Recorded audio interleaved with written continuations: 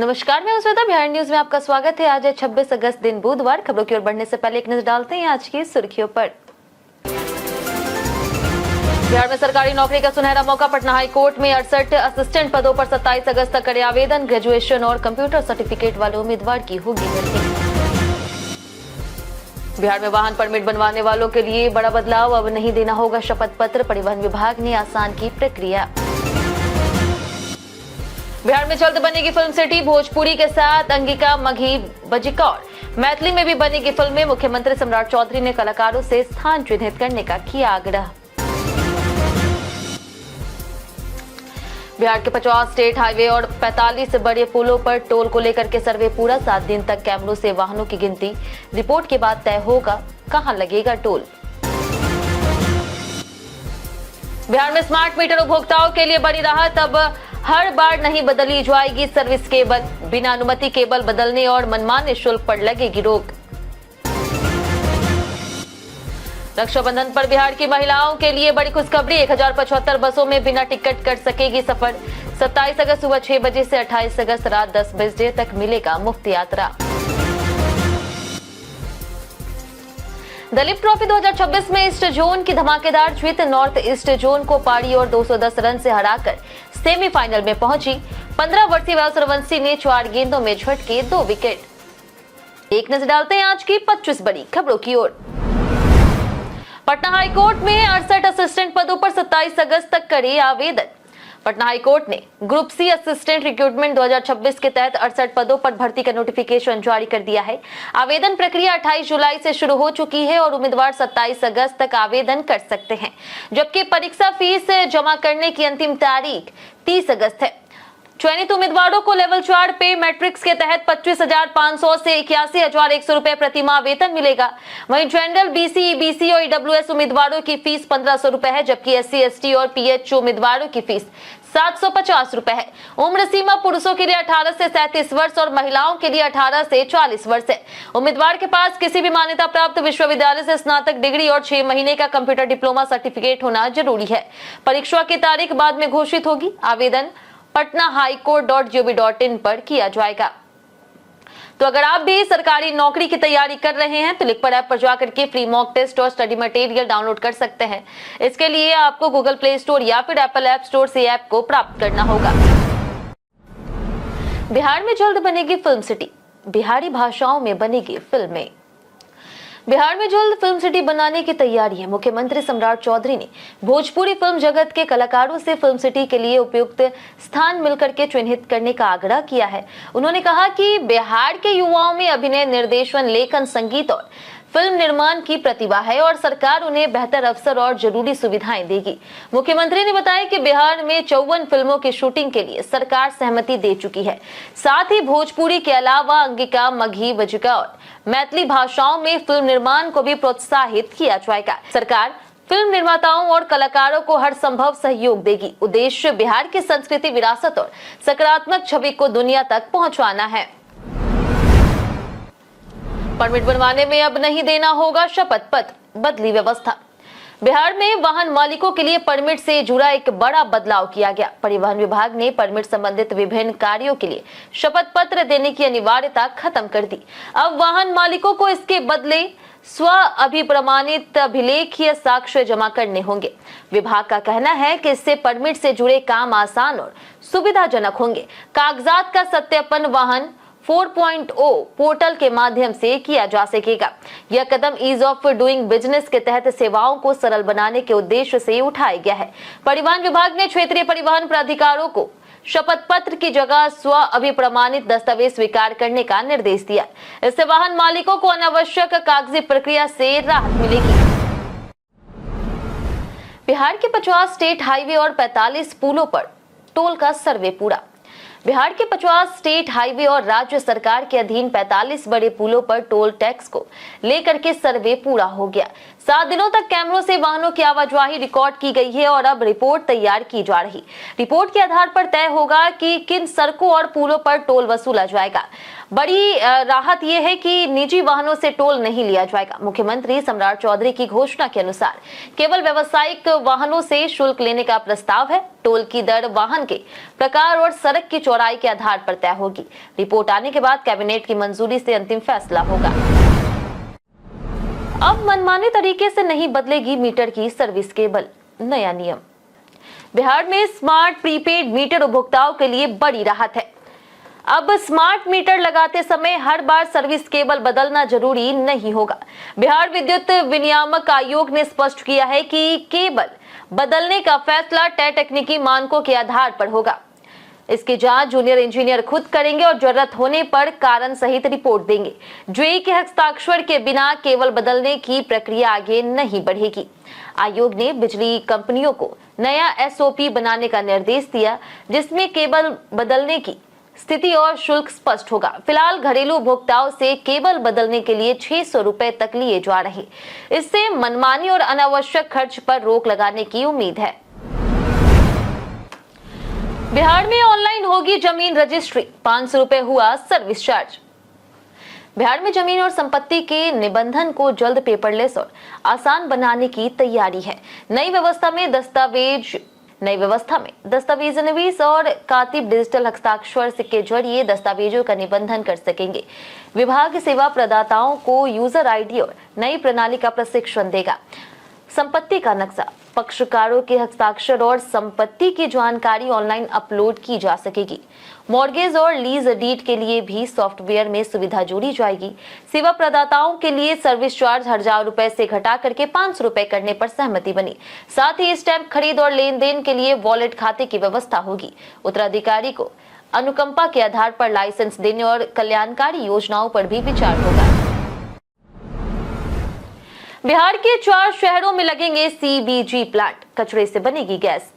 बिहार के 4 शहरों मुजफ्फरपुर, गयाजी, भागलपुर और बिहार शरीफ में गीले कचरे से कंप्रेस्ड बायोगैस यानी कि सीबीजी बनाने के प्लांट लगाए जाएंगे। इसके लिए सरकारी जमीन उपलब्ध कराने की प्रक्रिया शुरू हो गई है। नगर निकाय तेल और गैस कंपनियों के साथ 25 साल का समझौता करेंगे। निकाय जमीन, जैविक कचरा और जरूरी बुनियादी सुविधाएं उपलब्ध कराए जाएंगे, जबकि प्लांट का निर्माण और संचालन कंपनियां करेगी।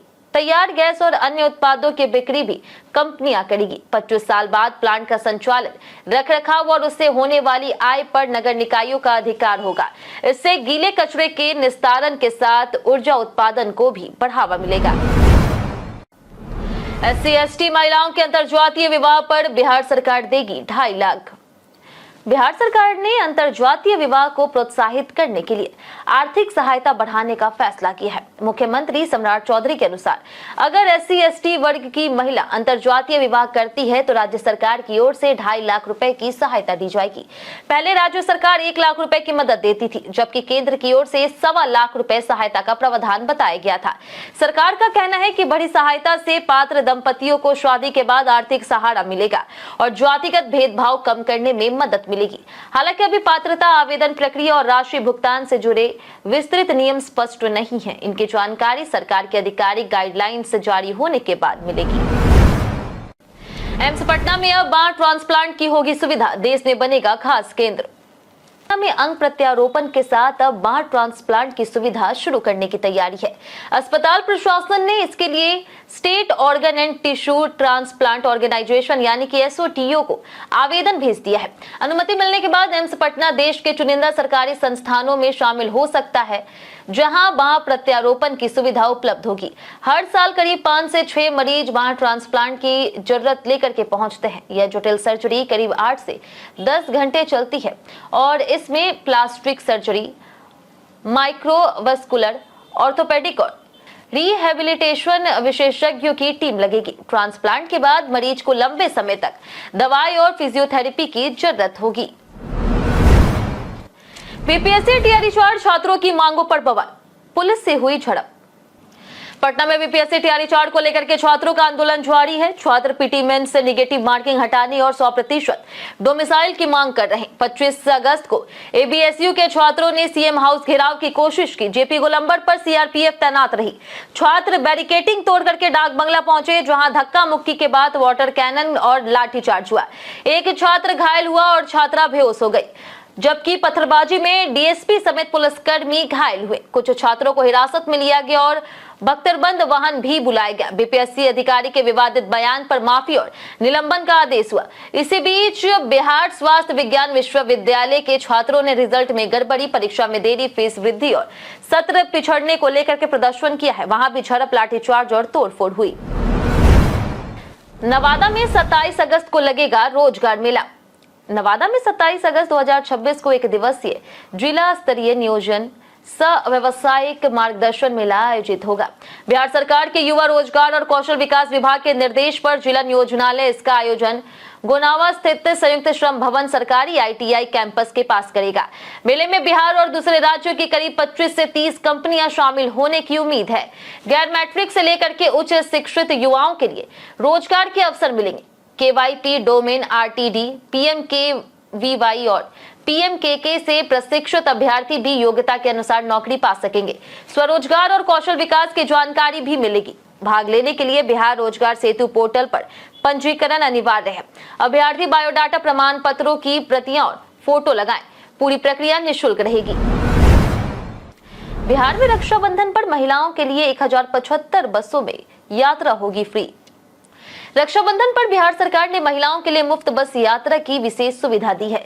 बिहार राज्य पथ परिवहन निगम की करीब 1075 बसों में महिलाएं 27 अगस्त सुबह 6 बजे से 28 अगस्त रात 10 बजे तक बिना टिकट यात्रा कर सकेगी। यह सुविधा AC, non AC, deluxe, PME बस और पीपीपी मोड सहित निगम की सभी श्रेणी की बसों में लागू रहेगी। महिलाएं ऑफिस, कोचिंग और बाजार जाने के लिए भी मुफ्त सफर कर सकेगी। परिवहन विभाग ने अधिकारी को व्यवस्था सुचारू रखने के निर्देश दिए।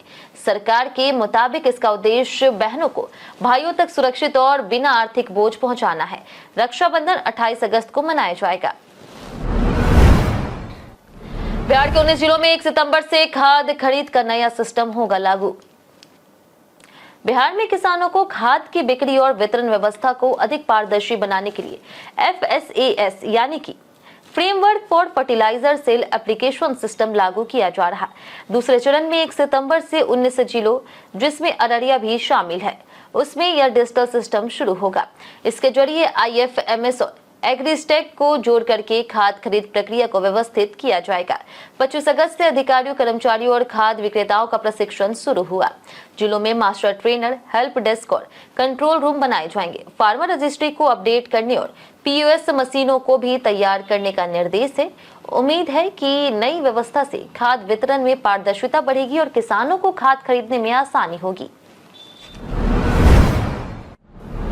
बिहार में बनेंगे 725 आधुनिक ग्रामीण हाट, किसानों को मिलेगा बड़ा फायदा।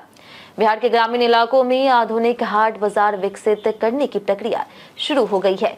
ग्रामीण विकास विभाग के अनुसार 20 डेसिमल से अधिक क्षेत्रफल वाले हाटों को प्राथमिकता दी जाएगी।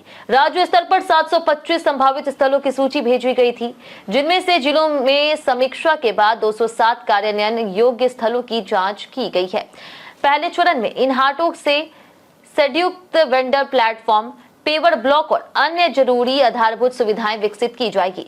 ग्रामीण विकास मंत्री श्रवण कुमार ने बताया कि परियोजना में नाबार्ड की वित्तीय और तकनीकी भागीदारी होगी। आधुनिक हाट बनने से किसानों, स्थानीय उत्पादों और जीविका दीदियों को अपने उत्पाद सीधे ग्राहकों तक पहुंचाने का स्थायी मंच मिलेगा और ग्रामीण अर्थव्यवस्था मजबूत होगी।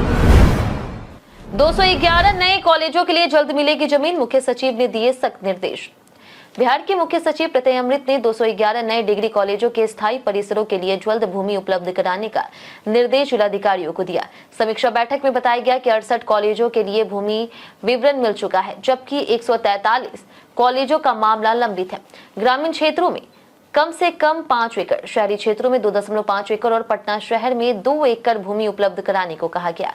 प्रखंड मुख्यालयों के पास सरकारी या फिर गैर मजरूर आम जमीन आवंटित करने के निर्देश दिए गए।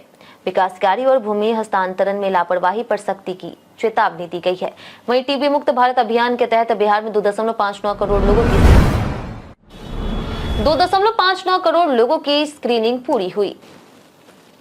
अभिनेता संजय मिश्रा अपनी पहली Odia romantic drama film Madhumalti की शूटिंग के दौरान भगवान जगन्नाथ का आशीर्वाद लेने पुरी के श्री जगन्नाथ मंदिर पहुंचे। उन्होंने अपनी यात्रा को शानदार और विशेष बताया। मिश्रा ने कहा कि मंदिर में दर्शन के दौरान बारिश हुई और भगवान जगन्नाथ की कृपा बनी रही।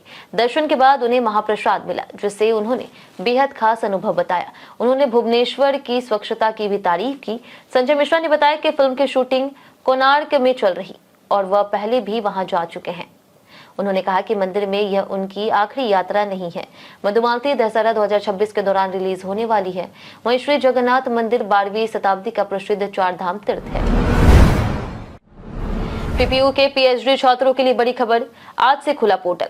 पाटलिपुत्र विश्वविद्यालय ने पीएचडी की पंजीकरण प्रक्रिया के लिए शोधार्थियों को आखिरी मौका दिया। विश्वविद्यालय का पीएचडी पोर्टल आज से 29 अगस्त तक खुला रहेगा। डीएसडब्ल्यू प्रोफेसर राजीव रंजन ने सभी शोधार्थियों से निर्धारित समय में पंजीकरण पूरा करने की अपील की। नए छात्र पोर्टल पर लॉगिन कर अपनी रजिस्ट्रेशन स्लिप डाउनलोड कर सकते हैं। पहले से पंजीकृत छात्रों को नई स्लिप डाउनलोड करके पुराने रजिस्ट्रेशन नंबर से उसका मिलान करना होगा। किसी भी तरह की विसंगति मिलने पर पीएचडी सेक्शन में आवेदन करना होगा और पुरानी नई दोनों स्लिप जमा करनी होगी। विश्वविद्यालय ने स्पष्ट किया है कि 29 अगस्त के बाद किसी भी सुधार का अनुरोध स्वीकार नहीं किया जाएगा। स्वच्छ हवा की रेस में पटना आगे, वार्ड 9 ने हासिल की राष्ट्रीय पहचान। पटना नगर निगम के स्वच्छ हवा और वायु प्रदूषण नियंत्रण के प्रयासों को राष्ट्रीय स्तर पर पहचान मिली। स्वच्छ वायु सर्वेक्षण 2026 में वार्ड संख्या 9 ने देश भर के करीब 7,500 वार्डों में बेहतर प्रदर्शन करते हुए चयनित वार्डों में जगह बनाई। सर्वेक्षण में पटना से वार्ड 43, वार्ड 9 और वार्ड 34 की अनुशंसा की गई थी। अब विशेषज्ञों की 3 सदस्यीय टीम देश के चयनित 27 वार्डों का फील्ड वेरिफिकेशन करेगी। इसमें कचरा प्रबंधन, निर्माण, अपशिष्ट, हरित क्षेत्र, प्रदूषण नियंत्रण और जन जागरूकता जैसे मानकों की जांच होगी। इसके बाद प्रत्येक श्रेणी से 3-3 बेहतर वार्ड चुने जाएंगे। नगर निगम ने लोगों से कचरा नहीं जलाने, प्रदूषण जांच कराने और पौधारोपण में सहयोग की अपील की है। कुशल युवा कार्यक्रम पर सरकार का बड़ा बयान, अफवाहों पर लगा विराम। बिहार सरकार ने कुशल युवा कार्यक्रम को लेकर के फैल रही अफवाहों और भ्रामक खबरों को खारिज करते हुए युवाओं से उन पर ध्यान नहीं देने की अपील की। युवा रोजगार और कौशल विकास विभाग के अनुसार प्रशिक्षण सरकारी आईटीआई, प्रखंड कौशल विकास केंद्रों और ब्लॉक स्तरीय सरकारी कॉलेजों के माध्यम से पारदर्शी तरीके से दिया जाएगा। युवाओं को बाजार की मांग के अनुसार drone technology, solar energy, networking, IT, digital marketing, banking, tally, विदेशी भाषा, home nursing, medical technique, lab technique, beauty, wellness और बेकरी जैसे क्षेत्रों में प्रशिक्षण मिलेगा। पुराने और अनुभवी केंद्र संचालकों को चयन में प्राथमिकता दी जाएगी। उद्देश्य युवाओं को रोजगार और स्वरोजगार के लिए बेहतर तरीके से तैयार करना है। चार्जिंग पोर्ट में गंदगी भी बना सकती है बड़ी परेशानी। अगर फोन की चार्जिंग के दौरान केबल बार बार निकल रहा तो जरूरी नहीं कि चार्जिंग पोर्ट खराब हो गया है। पोर्ट के अंदर जमा धूल, मिट्टी और कपड़ों के रेशे कनेक्शन को कमजोर कर सकते हैं। खराब या फिर घटिया क्वालिटी की केबल भी इसकी वजह हो सकती है। लंबे समय तक इस्तेमाल और केबल को जोर से या फिर टेढ़े तरीके से निकालने से पोर्ट के कनेक्टर घिस सकते हैं। सफाई करते समय पिन या फिर सुई जैसी नुकीली धातु का इस्तेमाल ना करें। पहले दूसरी अच्छी क्वालिटी की कंपैटिबल केबल से जांच करें। समस्या बनी रहे तो केबल हल्के हिलाने पर डिस्कनेक्ट हो या फिर चार्जिंग बार बार बंद हो तो सर्विस सेंटर में पोर्ट की जांच करवाएं। अच्छी केबल इस्तेमाल करें और पोर्ट को धूल से बचाएं। जानिए आज कैसा रहेगा बिहार के मौसम का मिजाज। बिहार में अगले 3 से 4 दिनों तक अधिकतम तापमान में और अगले 5 दिनों तक न्यूनतम तापमान में खास बदलाव की संभावना नहीं है। मौसम विभाग के अनुसार राज्य के उत्तर पश्चिम, दक्षिण पश्चिम, दक्षिण मध्य और दक्षिण पूर्वी हिस्सों में मेघ गर्जन, वज्रपात और 30 से 40 किलोमीटर प्रति घंटे की रफ्तार से तेज हवाएं चल सकती है। वहीं बक्सर, गोपालगंज, सिवान और पश्चिमी चंपारण में भारी बारिश की संभावना जताई गई है। अधिकतम तापमान 32 से 36 डिग्री सेल्सियस के बीच और न्यूनतम तापमान करीब 28 से 30 डिग्री सेल्सियस के बीच रहने का अनुमान है। लोगों को गरज चमक के दौरान सावधानी बरतने की सलाह दी गई। बिहार ने रचा इतिहास, पीएमएफएमई में मिला बेस्ट स्टेट का सम्मान। बिहार को प्रधानमंत्री सूक्ष्म खाद्य प्रसंस्करण उद्यन उन्नयन योजना यानी कि पीएमएफएमई के तहत सर्वाधिक स्वीकृतियां मिलने पर नई दिल्ली में बेस्ट स्टेट सम्मान से नवाजा गया। केंद्रीय खाद्य प्रसंस्करण उद्योग मंत्री चिराग पासवान ने उद्योग विभाग के निदेशक अमर समीर को यह सम्मान प्रदान किया। यह उपलब्धि राज्य के छोटे खाद्य उद्यमियों और सूक्ष्म कारोबार को बढ़ावा देने के प्रयासों की पहचान मानी जा रही। उद्योग मंत्री श्रेष्ठ सिंह ने इसे उद्यमियों की मेहनत और क्षमता का सम्मान बताया। पीएमएफएमई के जरिए छोटे उद्यमियों को वित्तीय सहायता, तकनीकी मार्गदर्शन, ब्रांडिंग, आधारभूत संरचना और बाजार से जुड़ने में सहयोग मिलता है। इससे स्थानीय संस्थानों आधारित उद्यमिता और खाद्य प्रसंस्करण क्षेत्र को आगे बढ़ाने का अवसर मिलेगा। दलीप ट्रॉफी में ईस्ट जोन सेमीफाइनल में पहुंचा, वैभव ने झटके 2 विकेट। दलीप ट्रॉफी 2026 के क्वार्टर फाइनल में ईस्ट जोन ने नॉर्थ ईस्ट जोन को पारी और 210 रन से हरा करके सेमीफाइनल में जगह बनाई। ईस्ट जोन ने पहली पारी में 467 रन बनाए, जिसमें शहबाज अहमद ने शानदार 167 और सुदीप कुमार घरामी ने 146 रन बनाए। शहबाज ने गेंद से भी कमाल करते हुए पहली पारी में 3 विकेट लिए। 15 वर्षीय सूर्यवंशी ने बल्लेबाजी में सिर्फ 8 रन बनाए, लेकिन दूसरी पारी में 11 रन देकर के 2 विकेट झटके। उन्होंने महज 4 गेंदों के भीतर 2 विकेट हासिल किए। अनुकूल रॉय ने 5 विकेट लेकर के टीम की जीत में अहम योगदान दिया। कई कारणों से दर्ज भारत के इतिहास में आज की तारीख 1910 में मदर टेरेसा का जन्म हुआ, जिन्हें बाद में भारत रत्न से सम्मानित किया गया। 1934 में प्रसिद्ध शिक्षाविद, रचनाकार और बांग्ला कवि संगीतकार अतुल प्रसाद सेन का निधन हुआ। 1948 में प्रसिद्ध मराठी लेखक और नाटककार कृष्णजी प्रभाकर खाडिलकर का निधन हुआ। 1964 में चर्चित साहित्यकार दिनेश रघुवंशी का जन्म हुआ, जिन्होंने गीत और गजल के क्षेत्र में पहचान बनाई। 1972 में हिंदी सिनेमा के सहायक अभिनेता इंद्र कुमार का जन्म हुआ। 1987 में भारतीय निशानेबाज जीतू रॉय का जन्म हुआ। वहीं 2012 में प्रसिद्ध अभिनेता और दूरदर्शन कलाकार ए.के. हंगल का निधन हुआ। सीटेट सितंबर 2026 परीक्षा टली, 1 सितंबर तक भर सकेगी आवेदन। केंद्रीय शिक्षक पात्रता परीक्षा को लेकर के बड़ी खबर। सीबीएसई ने 6 सितंबर को प्रस्तावित सीटेट परीक्षा स्थगित कर दी है। बोर्ड ने इसकी जानकारी आधिकारिक वेबसाइट पर नोटिस जारी कर दी है। जो उम्मीदवार पहले आवेदन नहीं कर सके थे, उनके लिए 25 अगस्त से 1 सितंबर तक आवेदन विंडो दोबारा खोला गया है। पहले आवेदन कर चुके उम्मीदवारों को फिर से फॉर्म भरने की जरूरत नहीं होगी। नई परीक्षा तिथि आवेदन प्रक्रिया समाप्त होने के बाद घोषित होगी। सिटी स्लिप परीक्षा से 10 से 15 दिन पहले और एडमिट कार्ड 4 दिन पहले जारी होगा। यह फैसला सुप्रीम कोर्ट के निर्देश के बाद लिया गया है। हम प्रतिदिन आपसे 7 ऐसे जरूरी सवाल उसके जवाब बताएंगे जो कि बीपीएससी, बिहार पुलिस दरोगा समेत एसएससी जैसे अन्य परीक्षाओं में काम आएंगे। सवाल इतिहास, बिहार स्पेशल, विज्ञान, करंट अफेयर्स और भूगोल से रहेंगे। पूछे गए 7 सवाल में अपने कितना सही जवाब दिया हमें कमेंट करके जरूर बताएं। तो हमारा पहला सवाल है, आर्यभट्ट किस राजवंश के शासनकाल में फले फूले? ऑप्शन ए है मौर्य, ऑप्शन बी है गुप्त, ऑप्शन सी है नंदा, ऑप्शन डी है चोल। इसका सही जवाब है ऑप्शन बी गुप्त। हमारा दूसरा सवाल है कि अकबर की सेनाओं को पराजित करने के बाद किस सम्राट ने हिंदू राज की स्थापना की? Option A Maharana Pratap, option B है जयमल राठौर, ऑप्शन सी है हेमू, ऑप्शन डी है पत्ता सिंह सिसोदिया। इसका सही जवाब है ऑप्शन सी हेमू। हमारा तीसरा सवाल है कि गुरुद्वारा गोविंद घाट किस नदी के किनारे स्थित है? ऑप्शन ए है गोमती, ऑप्शन बी है गंगा, ऑप्शन सी है यमुना, ऑप्शन डी है कावेरी। इसका सही जवाब है ऑप्शन डी गंगा।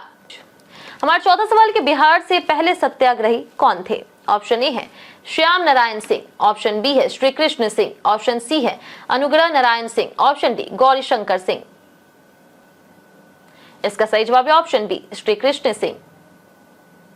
हमारा पांचवा सवाल है कि विश्व का सबसे लंबा महाकाव्य कौन सा है? ऑप्शन ए है रामायण, ऑप्शन बी है रामचरितमानस, ऑप्शन सी है महाभारत, ऑप्शन डी हनुमान चालीसा। इसका सही जवाब है ऑप्शन सी महाभारत। हमारा छठा सवाल है कि शेरशाह सूरी ने किस धातु से बने सिक्के प्रचलन में लाए? ऑप्शन ए है केवल चांदी और तांबा, ऑप्शन बी है केवल सोना और चांदी, ऑप्शन सी है सोना, चांदी और तांबा, ऑप्शन डी है सोना और तांबा। इसका सही जवाब है ऑप्शन सी सोना, चांदी और तांबा। हमारा आखिरी सवाल है कि पोंग बांध किस नदी पर बना है? ऑप्शन ए है रावी, ऑप्शन बी है ब्यास, ऑप्शन सी है यमुना या फिर ऑप्शन डी चेनाब। इसका सही जवाब है ऑप्शन बी ब्यास। बीते दिन हमारे द्वारा पूछे गए सवाल का जवाब आप लोगों से बहुत लोगों ने हमारे कमेंट बॉक्स सेक्शन में लिख कर दिया। जिन्होंने हमारे द्वारा पूछे गए सवाल का जवाब दिया उनके नाम है विजय घायल, प्रदीप पंडित, संजीव कुमार, परवेज अंसारी, पंचवानंद सिंह, गीता देवी, रजनीश कुमार, दीपक कुमार, राजीव कुमार, दयानंद सिंह, कृष्णा प्रसाद, ओम कुमार, सागर कुमार, राजवेंद्र ताती, रामकिशोर महतो, रंजीत कुमार, अशोक कुमार, राम प्रवेश यादव, विकास कुमार, रंजीत मिश्रा, मंटू सोनी, लक्ष्मी मेहता, रोशन कुमार, राम प्रकाश शर्मा, जगन्नाथ शाह, राजू शर्मा, गायत्री देवी, मुन्ना प्रसाद, नौशाद रजा, सिंकू कुमारी, रमेश कुमार, एहसान अंसारी, पंकज कुमार, गुड्डू कुमार, अंशु कुमार, रेखा देवी, हरेंद्र सिंह, विनोद शाह, संजय कुमार शर्मा, अमरजीत कुमार, कौशलेंद्र कुमार, अंशु कुमारी, केशव कुमार और रवि मोहन वर्मा। इसी के साथ बढ़ते आज के सवाल की। आज का सवाल है, आपके हिसाब से किस मुख्यमंत्री ने बिहार के लिए सबसे बेहतर काम किया? आप अपना जवाब हमें हमारे कमेंट सेक्शन में लिखकर जरूर बताएं। आज के लिए इतना ही। बिहार की तमाम खबरों के साथ बने रहने के लिए देखते रहे बिहारी न्यूज और साथ ही अगर यूट्यूब चैनल पर देखें चैनल को सब्सक्राइब कर दें और अगर आप फेसबुक पेज पर देख रहे हैं तो लाइक और फॉलो जरूर करें।